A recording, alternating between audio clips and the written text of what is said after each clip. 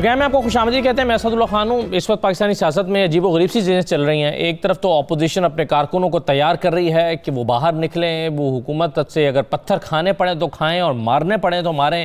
شاہد خاقان عباسی صاحب کہہ رہے تھے کہ اگر آپ کو پہلا پتھر مارنا پڑے تو آپ کو مارنا ہے, وہ آپ ہیں جو پہلا پتھر ماریں گے. اب یہ شاہد خاقان عباسی صاحب اپنی وہ تحریک جس کو ہمیشہ اپوزیشن یہ کہتی ہے کہ ہماری پرامن تحریک ہے, کارکنوں کے ذہنوں میں یہ بات کیوں بٹھائی جا رہی ہے؟ ایک طرف تو اپوزیشن کو شاید دباؤ کا سامنا ہے کہ اس نے پرفارم کرنا ہے, اس نے حکومت کو گھر بھیجنا ہے, اس کو کارکنوں کا دباؤ ہے, یا خود اس نے لیا اپنے لیے جو جتنے نعرے لگا دیے ہیں اور جو وعدے کر لیے ہیں اور جو دعوے کر لیے ہیں شاید اس کا دباؤ ہے, اس کے لیے سب کرنا پڑ رہا ہے. دوسری طرف کچھ دباؤ حکومت کے اوپر بھی ہے. حکومت پر دباؤ ہے معیشت کو بہتر کرنے کا, بے روزگاری کا میں جو اضافہ ہو رہا ہے اس کو کم کرنے کا, مہنگائی کا. پرائم منسٹر نے خود کہا کہ سب سے پہلی ترجیح ہے کہ مہنگائی کو کم کیا جائے, بے روزگاری کو کم کیا جائے. بڑھتی ہوئی مہنگائی کا شاید حکومت کے اوپر دباؤ ہے. پھر صرف ایک سال کے اندر میں تازہ رپورٹ کے مطابق ڈالر مہنگا ہونے سے قرضوں کے سود میں جو اضافہ ہوا ہے وہ 400 ارب روپے کا ہے, صرف ڈالر کے مہنگا ہو جانے سے. اب اس اضافے کا ظاہر ہے امپیکٹ آئے گا معیشت کے اوپر, تو حکومت ان ساری چیزوں کو کیسے ٹیکل کر رہی ہے؟ اور آج لیکن یہ دباؤ سے قطع نظر پرائم منسٹر جو ہے وہ بڑے ریلیکس موڈ میں نظر آئے, بڑی چھیڑ چھاڑ اپوزیشن سے کرتے رہے, بڑی انہوں نے لطیفہ بازی بھی کی اسلام آباد میں ایک تقریب سے خطاب کرتے ہوئے. تو پرائم منسٹر ریلیکس لگ رہے ہیں, حکومت کے اوپر کچھ چیزوں کا بہرحال دباؤ ہے, اپوزیشن جو ہے وہ تناؤ کی طرف معاملات کو لے جا رہی ہے. تو کہاں جا رہی ہے ہماری سیاست؟ ان تمام چیزوں پر ہم گفتگو کرتے ہیں. میرے دلیپ عباس صاحبہ موجود ہیں, MNA پاکستان تحریک انصاف کی رہنما ہیں. بہت شکریہ دلیپ صاحبہ. مفتی کفایت اللہ صاحب میرے ساتھ موجود ہیں, جمعیت علماء اسلام کے رہنما ہیں. اور یہ مقبول جان صاحب میرے ساتھ موجود ہیں, سینئر تجزیہ کار ہیں. اور شاہ مدارس صاحب موجود ہیں.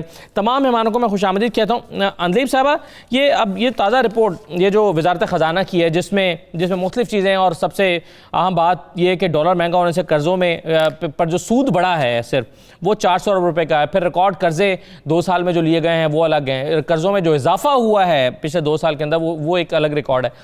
تو اس کا ظاہر ہے یہ امپیکٹ آئے گا معیشت کے اوپر, اور اس کا امپیکٹ آئے گا عوام کے اوپر. اور یہی وہ ایک نقطہ ہے جس پر اپوزیشن جو ہے وہ اپنی تحریک چلا رہی ہے کہ جی مہنگائی ہو گئی, بے روزگاری ہو گئی, گھر وعدہ کیا تھا نہیں ہوئے, بے روزگار دینے کا وعدہ ہوا تھا نہیں ہوا. تو اسی نقطے پر اپوزیشن تحریک چلا رہی ہے, اور شاید یہی آپ کے لیے ایک چیلنج بھی بنا ہوا ہے.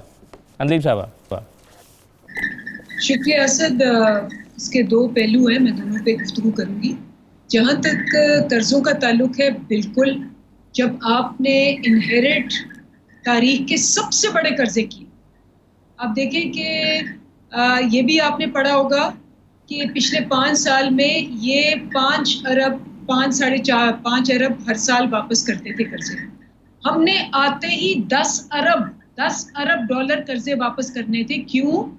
کیونکہ آپ کا جو کرنٹ اکاؤنٹ ڈیفیسٹ تھا 20 ارب اس کے تھے, خالی جو آپ نے روزمرہ کے خرچے چلانے کے لیے پیسے ہوتے ہیں وہ بھی نہیں تھے, اس کا قرضہ واپس کرنا تھا اور ملک بھی چلانا تھا. اور آتے ہی تو نہیں چلا سکتے, مطلب آپ نے اگر ٹیکس ریونیو بڑھانا ہے تو آپ کو 3-4 سال لگتے ہیں اس کی بیس ٹھیک کرتے ہوئے اور کاروبار چلاتے ہوئے اور ملک کے کاروبار چلاتے ہوئے ریفارمز کرتے ہوئے, یہ تو وقت لگنا تھا. ہمارے پاس جو ہمیں چھوڑ کے گئے تھے, یہ آپ کو یاد ہے آپ نے بھی اس پہ پروگرامز کیے تھے کہ انسٹیبل رسکی ریٹنگ تھی پاکستان کی. سب نے کہا پاکستان کی جو معیشت ہے وہ ICU میں ہے. ہم نے اس کو ICU سے نکالا. اس کے لیے امیجیٹلی تو سارا ہم بوجھ عوام پہ نہیں ڈال سکتے تھے, ہمیں قرضے لینے پڑے کیونکہ ہمیں قرضے 10 ارب امیجیٹلی واپس کرنا تھا. تو یہ اس کی وجہ سے ہے. ڈی ویلیویشن کی طرف آپ آتے ہیں, بالکل ٹھیک کہہ رہے ہیں. یہ مفتاح اسماعیل صاحب جو ان کے وزیر خزانہ تھے, کھلا انہوں نے مانا کہ جس طرح سے ڈالر مینج ہوا اس سے ایکسپورٹس آپ کی ختم ہو گئی. 25 ارب سے ایکسپورٹس آ گئی 20 ارب, اور پھر بڑھ کے کوئی 21-22 کی طرف آئی. اور یہ اسی لیے کیونکہ آپ نے ڈالر مینج کرنے کے لیے 24 ارب ڈالر لگائے اس کا, اور قرضے لے کے 24 ارب ڈالر لگائے ڈالر کو مینج کرنے کے لیے. جو ڈالر کی صحیح پرائس ہے وہ تو ڈیمانڈ سپلائی پہ ہوتی ہے نا. اگر آپ امپورٹ زیادہ کر رہے ہیں اور ایکسپورٹ کم کر رہے ہیں تو اس کے حساب سے آپ کا روپیہ گرے گا اور ڈالر اوپر ہوگا. ہمیں تو 60 ارب کی امپورٹ ملی, 20 ارب کی ایکسپورٹ ملی, اور ہم نے اس کو بالکل اس کو مینج نہیں کیا, کیونکہ مینج کرنا ہی غلط ہوتا ہے, کیونکہ آپ ایکسپورٹ کبھی بڑھا ہی نہیں سکتے. تو اس کی وجہ سے یہ ڈیفینیٹلی امپیکٹ آیا ہے. لیکن آپ نے یہ بھی دیکھا ہوگا کہ پاکستان کے اس وقت جو ریزروز ہیں وہ 15 دن کے جو چھوڑ گئے تھے 7 ارب 8 ارب اس وقت 20 ارب کے ہیں. یہ بھی دیکھا ہوگا کہ پاکستان کی اسٹاک مارکیٹ کوارٹر کی بہترین دنیا کی ہو گئی ہے. یہ بھی دیکھا ہوگا کہ آپ نے ایز آف ڈوئنگ بزنس میں 147 پہ یہ چھوڑ کے گئے تھے, ہم 108 پہ لے آئے ہیں. یہ بھی دیکھا ہوگا آپ نے کہ ریمیٹنسز سب سے ہائی ہیں دنیا میں. یہ بھی دیکھا ہوگا آپ نے کہ ہماری انویسٹمنٹ 75% بڑھی ہے. تو انڈیکیٹرز جو ہیں وہ بہتر ہوئے ہیں اور آہستہ آہستہ اس سے بہتر ہو جائیں گے.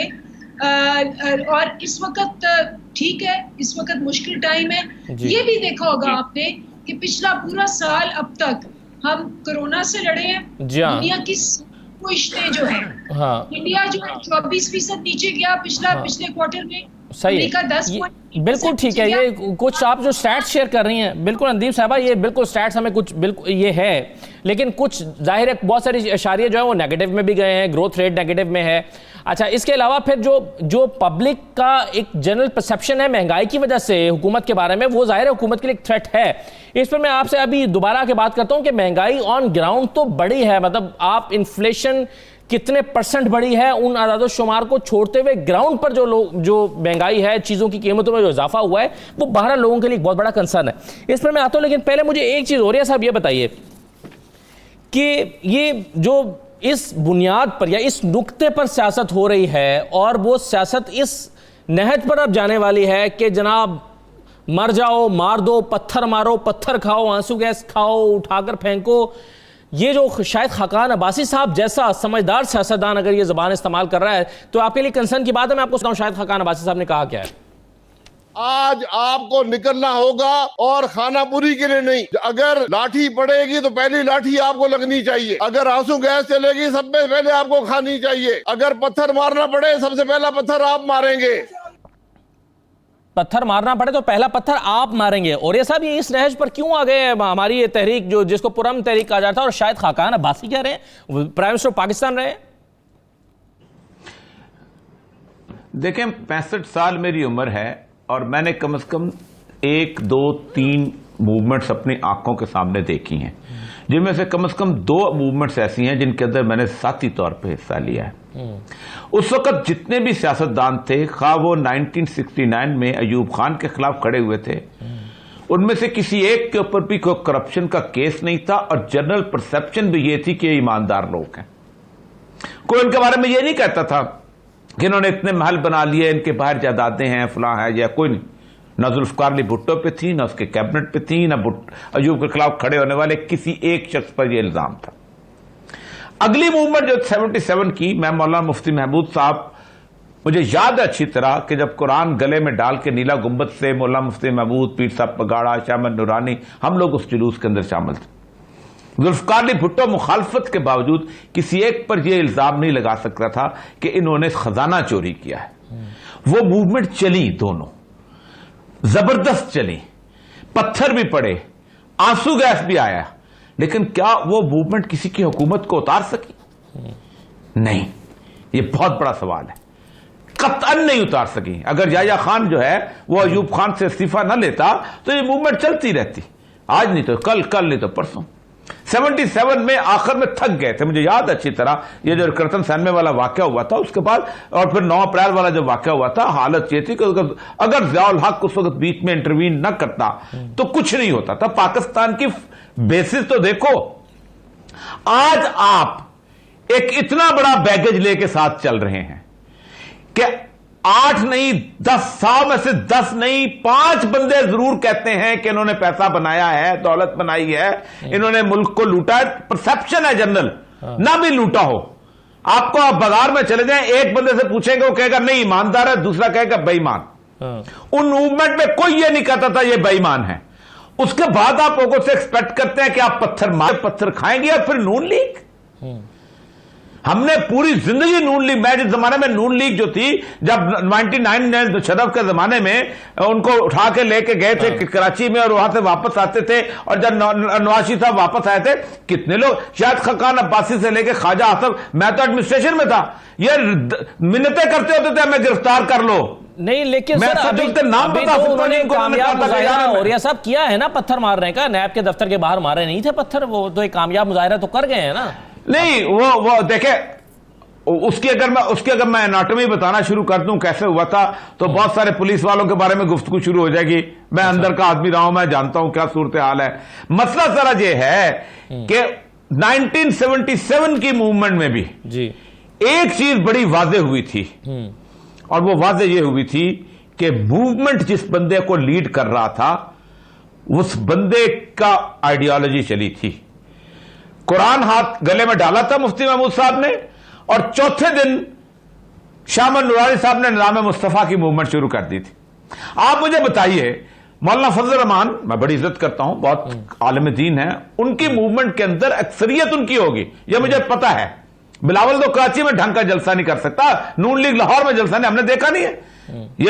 یہ ان کے ورکر جب نکلیں گے, آپ مجھے بتائیے کہ وہ ورکر جو ہیں کیا جمہوریت کی بقا کے لیے نکلیں گے کہ ان کے اندر اسلام کا جذبہ موجود نہیں ہوگا؟ اور جس دن کسی نے کوئی ایک واقعہ ہو گیا اور اس نے کہہ دیا کھڑے ہو کے, کیونکہ اکثریت تو ان کے ورکر کی ہوگی, آپ مجھے بتائیں بلاول کا چہرہ دیکھنے والا نہیں ہوگا؟ آپ مجھے بتائیں ان سارے لوگوں کے چہرے دیکھنے والے نہیں بلاول ہے تو ہوں گے؟ آج آپ کیا ذرا کیا؟ موومنٹ کا مزاج دیکھیں کس مولانا طرف جا رہے ہیں.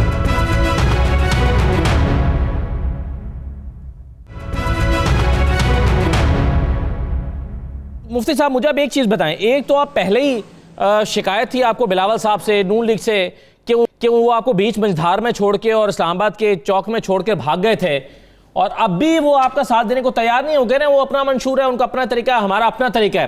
دوسرا یہ کہ کیا آپ کا طریقہ شاہد خاقان عباسی کے طریقے سے میچ کرے گا؟ آپ نے دعویٰ کیا تھا کہ ہماری پرامن موومنٹ ہے اور آپ نے اس کو کیا بھی, اب وہ کہہ رہے ہیں پتھر کھائیں گے پتھر ماریں گے, تو آپ کیا سپورٹ کریں گے ان کی اس پالیسی کو؟ بسم اللہ الرحمن الرحیم.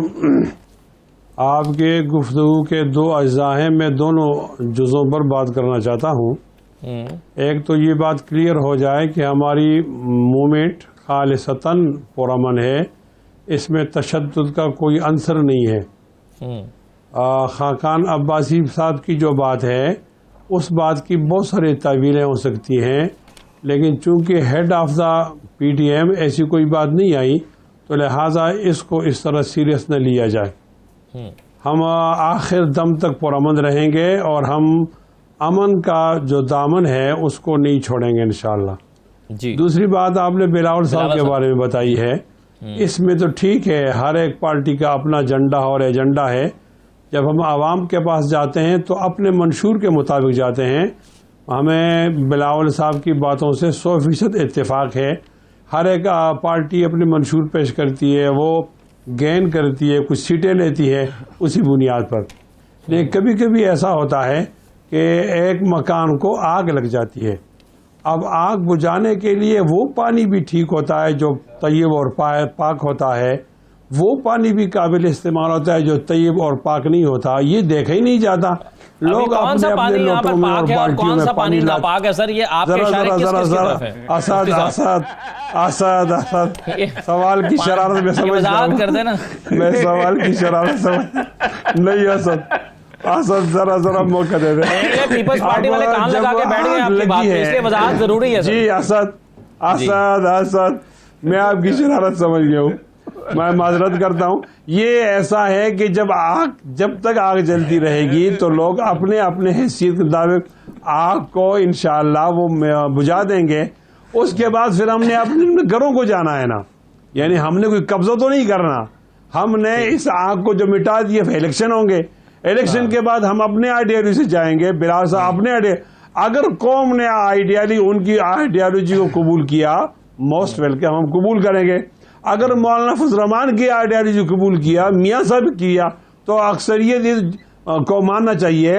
ایک بات یاد رہے کہ یہ جمہور کا ملک ہے, اس کو آپ جمہور کے ذریعے چلائیں گے. اگر جمہور کو کاٹ کر آپ چلائیں گے تو آپ کو نقصان ہوگا.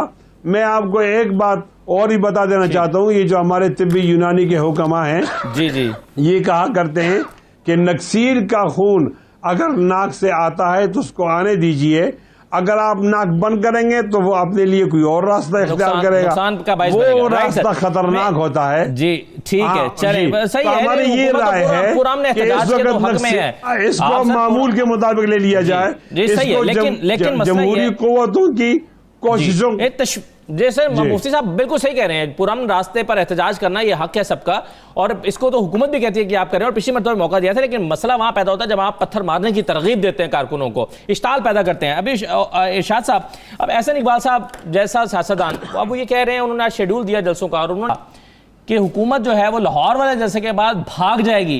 اب کیا آپ اس سے اتفاق کریں گے؟ مختصراً سن لیجیے احسن اقبال صاحب نے کیا کہا ہے. کوئی اختلاف پی ڈی ایم کے اندر نہیں. 16 تاریخ کو گجرانوالہ میں پی ڈی ایم کا جلسہ اس حکومت کی رخصتی کے سفر کا آغاز ہوگا. 18 اکتوبر کو کراچی میں اس سے بڑا جلسہ ہوگا, 25 اکتوبر کو کوئٹہ میں اس سے بڑا ہوگا, 22 نومبر کو پشاور میں ہوگا, اور پھر 13 دسمبر کو جب لاہور کا جلسہ ہوگا تو یہ ویسے ہی میرا خیال ہے سب حکومت چھوڑ کے بھاگ جائیں گے. جی ارشاد صاحب.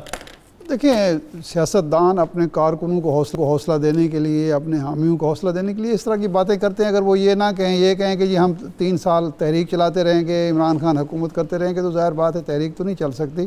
یہ تو خیر روٹین کی باتیں ہیں. لیکن شاہد خاقان عباسی صاحب نے جو بات کی ہے اور جو مظاہرہ مریم نواز صاحبہ کی نائب پیشی کے موقع پر ہو چکا ہے, وہ ایک خطرناک ٹرینڈ ہے.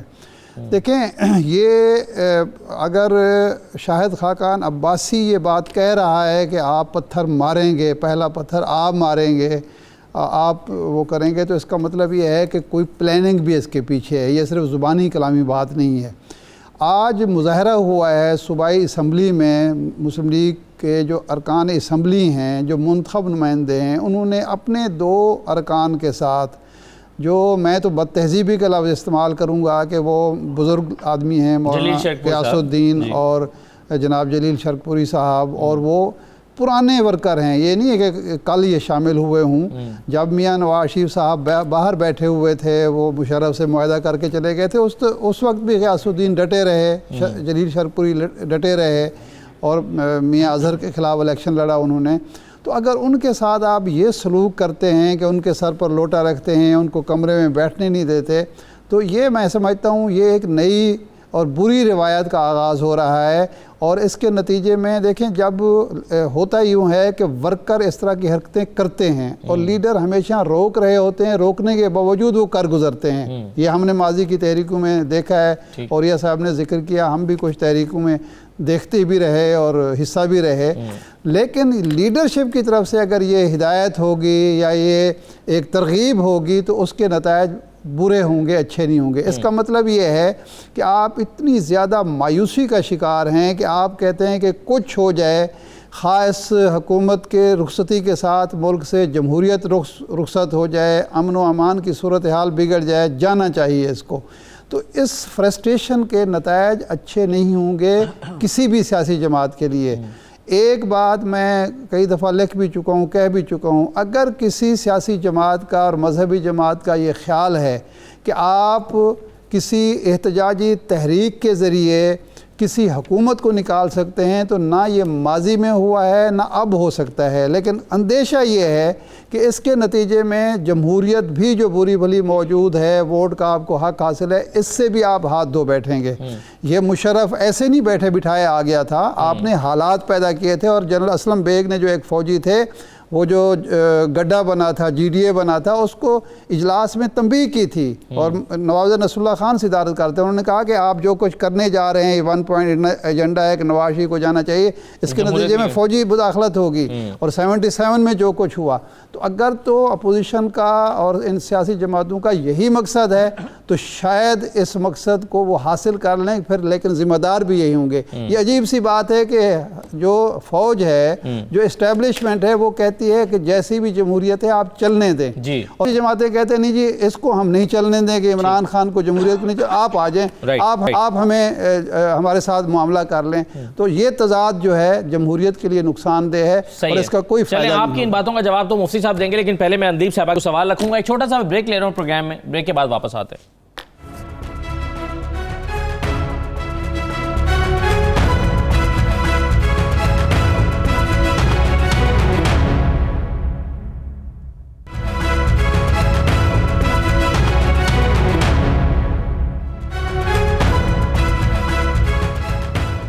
دوبارہ آپ کو خوش آمدید کہتے ہیں. اندلیب صاحبہ، اس میں آپ جو پہلے گفتگو کر رہی تھی کہ معاشی اشاریوں کے جو مثبت معاشی اشاریاں ان کی طرف آپ اشارہ کر رہی تھیں اور ان کے بارے میں بتا رہی تھی، لیکن بہرحال یہ بات بھی درست ہے کہ پچھلے 2 سال میں جب سے حکومت آئی ہے تب سے لے کر اب تک کئی چیزوں کی قیمتوں میں تو 100% اضافہ ہوا ہے.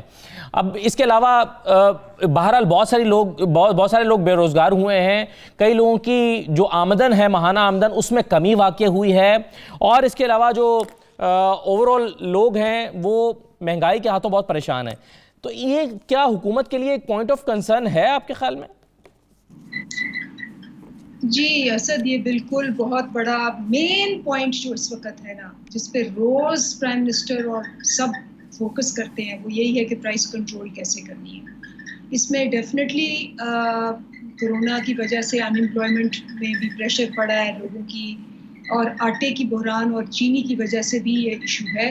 لیکن اب دیکھیں 2 چیزیں ہیں، میں اس پہ ذکر کروں گی. جو آٹے کا بحران اب ہے وہ تو آپ کے چینلز نے پچھلے 6 دن سے دکھایا کہ آٹا پنجاب میں 850-60 پہ مل رہا ہے، سندھ میں 1250 پہ مل رہا ہے. تو یہ جو 400 روپے کا فرق ہے، یہ سندھ حکومت سے کل میرے ساتھ ان کی وہ نفیسہ شاہ بھی تھی، ان کو بھی میں نے کہا کہ بھئی آپ اگر 400 روپے زیادہ بیچ رہے ہیں، اور ایک تو آپ نے نکالا ہی نہیں، پھر 7 ارب کا گندم جو ہے وہ نیب نے کیس کیا ہوا ہے. مراد علی شاہ روز جاتے ہیں، وہ کہتے ہیں پتہ نہیں کہاں گئی، وہ غائب ہی ہو گئی ہے 7 ارب کی گندم جو ہے.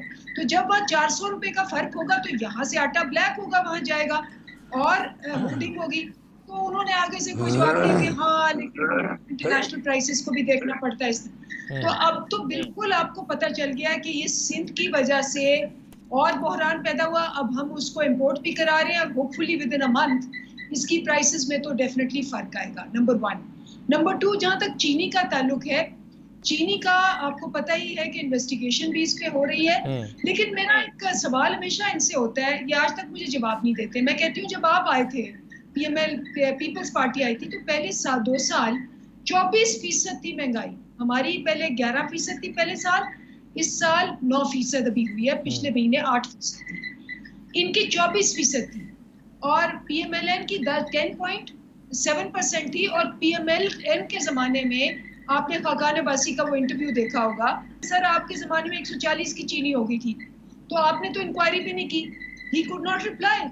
تو یہ جو پہلے 2 سال ہیں، آپ پہلے 2 سال سے کمپیئر کریں. ہاں اگر آپ مجھے آ کے 2022 میں 23 میں کہتے ہیں کہ جی اب بھی آپ کا وہ حال ہے، آپ کے ریفارمز ایسے ہیں ویسے ہیں، پھر ڈیفینیٹلی اگر میں نے اپنا پورا ٹرم کیا ہے اور پہلے 2 سال میں نے جو مشکلات یا لرننگ کرو کرنا تھا وہ میں نے نہیں کیا، اور 5 سال کنٹینیو رہا، تو میں جواب دہ ہوں. لیکن مسئلہ یہ ہے نا کہ ابھی جو اپوزیشن کی موومنٹ آ رہی ہے، اس موومنٹ کے ساتھ اگر مہنگائی سے تنگ عوام ان کے ساتھ جا کر کھڑے ہو گئے اور وہ ایگریشن یا ناراضی، چلیں ایگریشن نہیں کہتا میں، ناراضی جو اس وقت حکومت کے لیے عوام میں ہے، وہ اگر اپوزیشن نے اپنے حق میں اس کو ایکسپلائٹ کر لیا، تو پھر آپ کو سیاسی طور پر اور مختلف طرح سے آپ کو نقصان نہیں ہوگا اس کا؟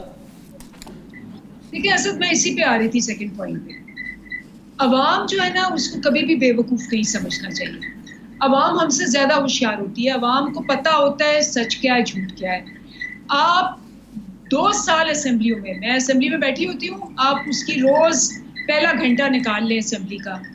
انہوں نے 90% عوام کو وہاں ریپرزینٹ نہیں کیا، عوام کے ایشوز پہ بات نہیں کی. کیا ہوتا رہا؟ مجھے کیوں نکالا، پروڈکشن آرڈر کیوں نہیں ایشو کیا، واک آؤٹ ہو گیا، اس کے بعد جیل میں کیوں ڈالا، اس کے بعد نیب کے قانون چینج کرو. ابھی جو فیٹف کا بل تھا، ساری دنیا نے دیکھا کہ ہم نے ان کو بلایا، پاکستان کے مفاد میں تھا، انہوں نے پاکستان کو گرے لسٹ میں ڈالا کیونکہ انہوں نے منی لانڈرنگ کے بل پچھلے 10 سال میں چینج نہیں کیے. فیٹف نے جو رپورٹ بھیجی ہے، ان سب کے پاس ہے وہ رپورٹ، جس میں انہوں نے قانون جو ہمارے ہیں جو چینج نہیں ہوئے ان کو کوٹ کیا ہے، سیکشن 1 کلوز 2، اور کہا ہے کہ اس میں یہ ایڈ کرو. ابھی تو ہم نے تمہیں گرے لسٹ میں ڈالا ہے، نہیں تو ہم بلیک لسٹ میں ڈال دیں گے. انہوں نے ڈلوایا کیونکہ انہوں نے وہ قانون چینج نہیں کیے، اور اب ہم کہہ رہے ہیں کہ انڈیا جو ہے وہ بلیک لسٹ میں ڈالنا چاہتا ہے. انہوں نے کہا جی کہ آپ پہلے NRO دو، یہ ہیں 34 چیزیں، آپ نیب میں یہ 34 چینج کرو، پھر ہم قانون چینج کریں گے. جب یہاں سے NRO ریفیوز ہوا، پھر انہوں نے اپنا ہرکارہ جو ہے زبیر اس کو بھیجا آرمی کی طرف، اور وہ 2 ملاقاتیں کی ایک ہفتے میں اس نے, اور مانا ہے زبیر نے کہ کیسز ڈسکس ہوئے نواز شریف کے. ہاں بالکل انہوں نے کہا, لیکن اب صحیح, بالکل صحیح آپ کہہ رہے ہیں ان کا پارٹیسپیشن نہیں ہے پارلیمنٹ میں, لیکن اسی طرح کی باتیں جو ہیں وہ آپ پچھلی حکومت میں, آپ جب اپوزیشن میں تھے, حکومت بھی یہ کہتی رہی کہ آپ حکومت کو گھر بھیجنے کے لیے جو ہے وہ دھرنے دے رہے ہیں, احتجاج کر رہے ہیں, لیکن پارٹیسپیٹ نہیں کر رہے. اور وہ اعجاز صادق صاحب کہا کرتے تھے آپ آئیں اور کنٹریبیوٹ کریں. اینی وے یہ ایک چیز, بہرحال میں آپ جو آپ نے باتیں کی ہیں, میں اس پر ایک چیز میں مفتی کفایت اللہ صاحب, جی مفتی صاحب ایک چیز, جی لاسٹ سینٹنس جی لاسٹ سینٹنس صحیح ہے. ہمارا جو دھرنا تھا وہ 2 سال بعد جب ہم نے 4 حلقے کھلوانے کو کہا اور انہوں نے نہیں کھلوائے, ہم اسمبلی گئے, انہوں نے کہا کمیٹی بنے گی, نہیں بنی, ہم پھر الیکشن کمیشن گئے, وہاں سنوائی نہیں ہوئی, پھر ہم نے کیا. انہوں نے نہ ٹریبیونلز پہ گئے, نہ الیکشن کمیشن گئے, 48 حلقے ہم نے کھولے, انہوں نے وائٹ پیپر کہا تھا ہم دیں گے, ہم ایویڈنس دیں گے. صحیح ہے, بالکل صحیح ہے. آپ یہ کہہ رہے ہیں کہ یہ دھاندلی کا صرف شور مچا رہے ہیں, ٹریبیونلز کے پاس نہیں گئے. مفتی صاحب ایک چیز مجھے بتائیے, کبھی کبھی آپ کو یہ احساس تو نہیں ہوتا کہ آپ ان لوگوں کو کے ساتھ مل کر تحریک چلا رہے ہیں یا ان کے مفادات کو سرو کر رہے ہیں نادانستہ طور پر, جو اپنے این آر او کے لیے لڑ رہے ہیں, جو حکومت کا یہ خیال ہے کہ نواز شریف اپنے این آر او کے لیے چل رہے ہیں, زرداری صاحب اپنے کیسز کا خاتمہ چاہتے ہیں, آپ اپنی تحریک یا اپنے کارکنوں کو سڑکوں پر لا کر ان لوگوں کو فیور کر رہے ہیں. اسد, آپ کا سوال بہت زیادہ گہرا اور سنجیدہ ہے, لیکن یہاں تو ہمارے ہاں ایک بدبختی ہے کہ کبھی بھی چوری کے خلاف تو تحریک نہیں چلی, بلکہ چوری کو زینہ بنایا جاتا ہے اقتدار کو حاصل کرنے کے لیے. میں ہمیشہ سے کہتا آ رہا ہوں کہ آپ لوگ جرم کو الگ دیکھو اور سیاست کو اس سے الگ کرو.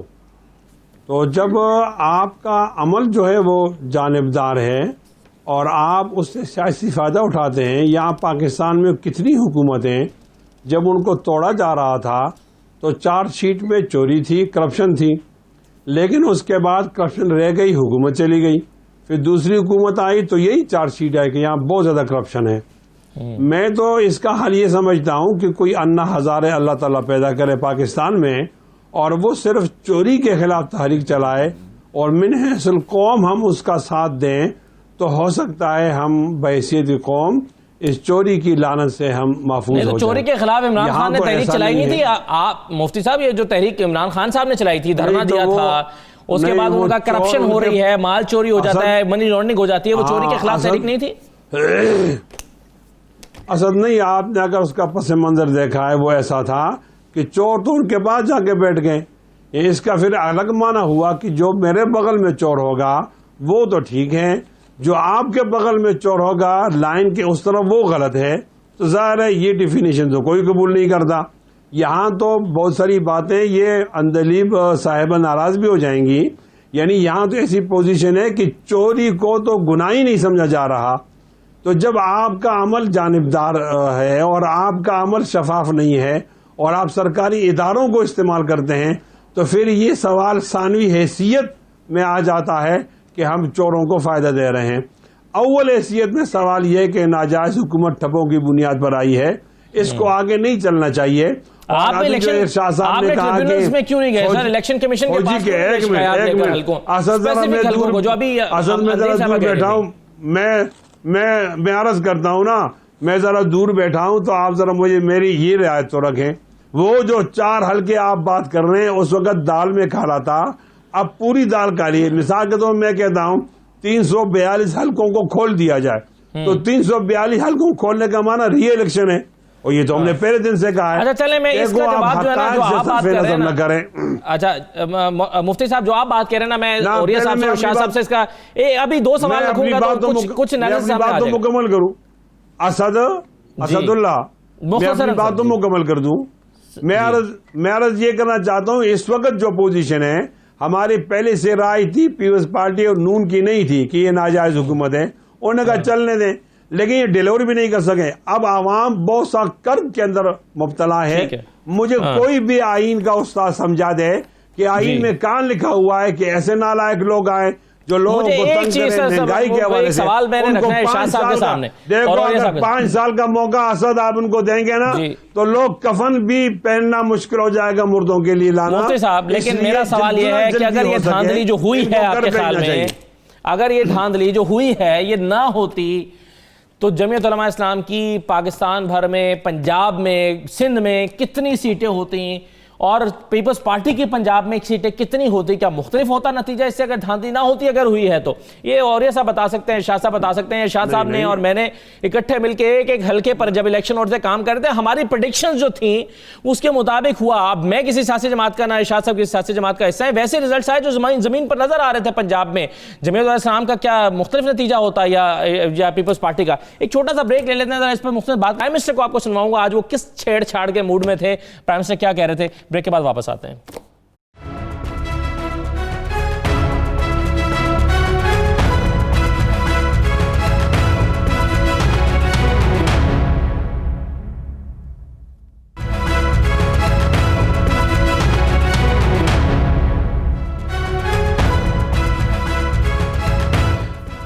دوبارہ آپ کو خوش آمدید کہتے ہیں. میں اس سے پہلے کہ پرائم منسٹر کو آپ کو سنواؤں کہ آج انہوں نے کیا باتیں کی ہیں اپوزیشن کے لوگوں کے لیے اور کیا کچھ کہا ہے، اس سے پہلے جو بات پہلے اور تھی، مجھے اوریہ صاحب آپ سے پہلے بتائیے گا کہ مولانا فضل الرحمان صاحب کی کتنی نشستیں ہوتی ہیں اگر فری اینڈ فیئر الیکشن آج آپ کروا دیں؟ مولانا کتنی سیٹیں جیت سکتے؟ کیا وہ وزیر اعظم ہوتے یا بلاول بھٹو وزیر اعظم ہوتے؟ پنجاب سے کتنی سیٹیں جیتنے کی وہ پوزیشن میں تھے؟ دیکھیں، میں تقریباً 24 سال بلوچستان رہا ہوں اور تقریباً اس میں سے 20 سال میں ایڈمنسٹریشن کے اندر خاص طور پہ ویل انٹرنچ رہا ہوں. مولانا کی جو گزشتہ 85 سے لے کے اب تک، بلکہ 71 سے بھی اگر لگا تو کچھ مخصوص حلقے ہیں جن میں کبھی مولانا جیتتے تھے اور کبھی خیبر پختونخوا جیتی تھی اپنا وہاں کی میپ. تو کبھی چمن ہے، لورلائی ہے، پشین ہے، اس کے بعد کوئٹہ ہے. ایک سیٹ پہ ہمیشہ رفٹ پڑتی تھی اور وہ سیٹ تھی جسے نوشکی اور کوئٹہ کی سیٹ ہے وہ علیحدہ کرتے تھے جہاں حافظ حسین احمد جیتے تھے.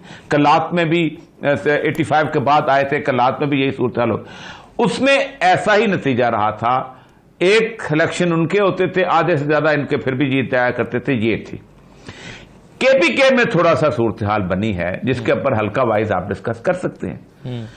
اب یہ مجھے بتائیے کہ مولانا جس پوری کی پوری اسمبلی کو ناجائز قرار دے رہے ہیں سارے اس چھوٹے، یہ بڑا عجیب سی بات ہے. 342 سیٹیں ساری ڈالی ہے. ہاں دار. اچھا، اس کے بعد یہ ہے کہ ایک اس کی بنیاد کے اوپر آپ اس کی اسمبلی بنی ہوئی ہے، اپنا سندھ کی اسمبلی. آپ بلاول سے پوچھو تمہاری سیٹ جو ہے وہ ناجائز ہے، یا آپ زرداری سے پوچھو تمہاری سیٹ ناجائز ہے، یا اپنا مراد علی شاہ سے پوچھو تم دھاندلی سے جیت کے آئے ہو، نہیں کہے گا. تو اصل مسئلہ یہ ہے کہ اگر کوئی شخص یہ کہتا ہے کہ اسٹیبلشمنٹ نے الیکشن جتوایا ہے تو یہ الزام جو ہے آج سے نہیں چلا آ رہا، یہ الزام مدتوں سے چلا آ رہا ہے. اور اسی طرح کی مجھے اچھی طرح یاد ہے نواب اکبر بگٹی صاحب ہوتے تھے، ان کو ایک ٹاسک ملا تھا کہ آپ نے نیب کی گورنمنٹ توڑنی ہے. اور آپ کو پتہ ہے کہ کون سے دو لوگ تھے جنہوں نے پارٹی چھوڑی تھی اور نیب کی گورنمنٹ بنی تھی؟ ایک مولانا صالح احمد تھے اور ایک مولانا حسن شاہ صاحب. اور انہوں نے پارٹی بدلی اور اس کا نیب کی گورنمنٹ توڑی، جام قاضی صاحب آگے، اور اس میں پیچھے اسٹیبلشمنٹ تھی چلی آ رہی. اس کے بعد آگے آ جائیے، 70 کی بات کر رہا ہوں، 1970. اس کے بعد آپ آ جائیں 70، میں مولانا کے پیورلی اس کی بات کر 80-85. اس کے بعد آپ بتا دیں بگٹی صاحب کو جب کرنا تھا، مجھے کو یاد ہوگا مولانا عبدالسلام صاحب ہوتے تھے کہ جنہوں نے بگٹی صاحب کی گورنمنٹ قائم رکھی تھی کیونکہ جمعیت علماء اسلام اس طرف ہو گئی تھی، یہ کہتے اسٹیبلشمنٹ. پھر اختر مینگل کی گورنمنٹ ٹوٹی، اسٹیبلشمنٹ. یہ آج کا الزام ہے. یہ دال جو ہے یہ بڑی بچپن سے کالی ہے، اگر کالی جب سے اتنی کالی ہو چکی ہوئی ہے کہ اب تو اصل دال کا رنگ نظر نہیں آتا. ایک انٹرسٹنگ چیز یہ ہے، جب الیکشنز ہو رہے تھے میں اور ارشاد صاحب نے اپنے طور پر ہم نے ایک ہلکے کی کیلکولیشنز کی. میرا جو انالیسس تھا، ارشاد صاحب سے بڑی ڈیبیٹ ہوتی رہی ان دنوں میں، یاد ہوگا ارشاد صاحب کو.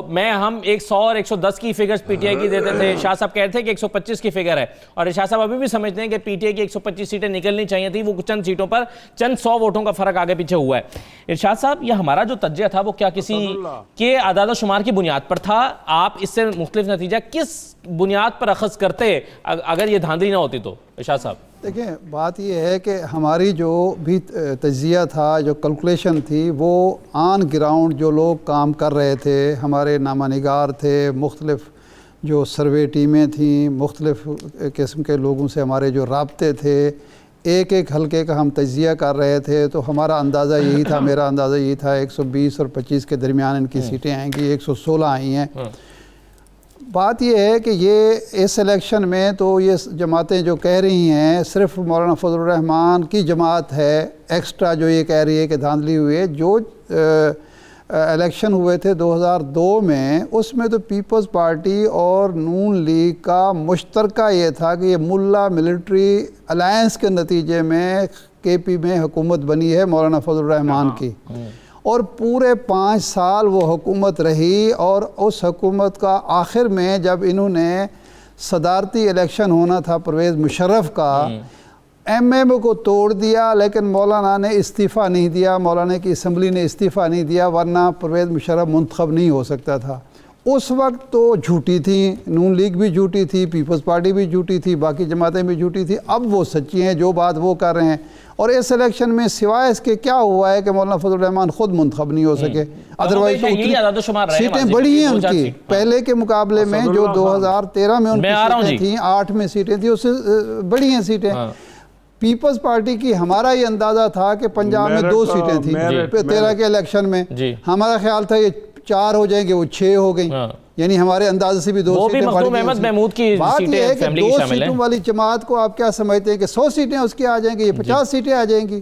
وہ الیکشن جو تھے 13 کے، اس کے بارے میں تو صرف عمران خان کہتے دھاندلی تھے، یہ سارے مان گئے تھے اس کو۔ 13 کے الیکشن میں جس جماعت کو 2 سیٹیں پنجاب سے ملی ہیں، اس کی 18 کے الیکشن میں 6 سیٹیں مل گئی ہیں، اور پھر دھاندلی ہو گئی۔ ٹھیک ہے مفتی صاحب، ایک بات دوسرا یہ ہے کہ یہ الیکشن دھاندلی کی بنیاد پر اگر آپ تحریک چلا رہے ہیں ضرور چلائیں، بالکل کوئی وہ نہیں ہے، لیکن میں جو بات کہہ رہا ہوں وہ یہ ہے کہ آپ کے ہاتھ میں کچھ نہیں آئے گا۔ اگر آپ نے قانون کو توڑا، بحران پیدا کیا، محاذ آرائی آئی اور مفلوج کیا اس ریاست کو یا ریاست کے اداروں کو، تو آپ کے ہاتھ میں کچھ نہیں آئے گا۔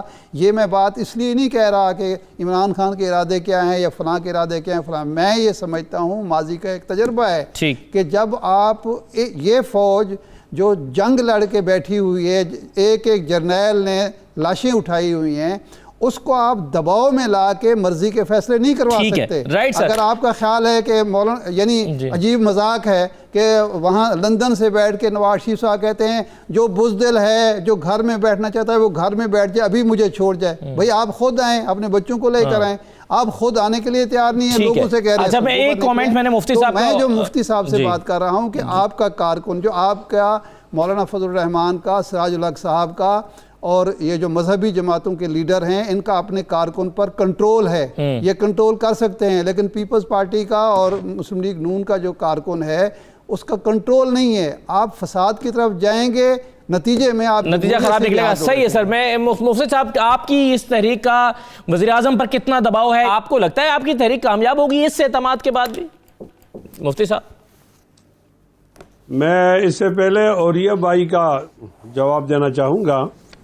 اوریہ بھائی، یہ تو ہمارا مسئلہ ہی نہیں ہے کہ ایسا انتخاب ہو کہ اس کے اندر نتیجے میں ہمیں ملے، یہ تو کوئی میرٹ کا معاملہ نہیں ہے۔